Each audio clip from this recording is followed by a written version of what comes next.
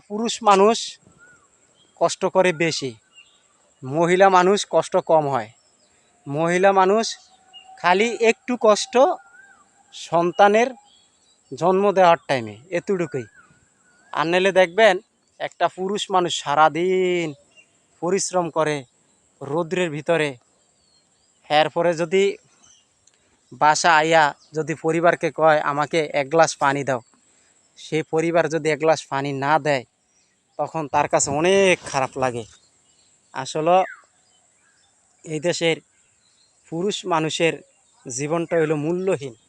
একটা পুরুষ মানুষ যে প্রচুর পরিমাণ কষ্ট করে, একটা নারীরা এমন কষ্ট করে না ভাই।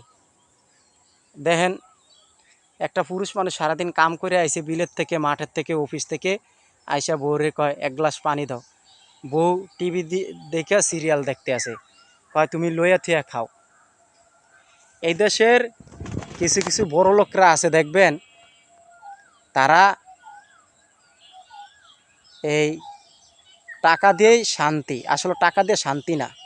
কিছু কিছু বড় লোকের ভিতরে দেখবেন সবসময় গ্যামজাম লাইগা থাকে।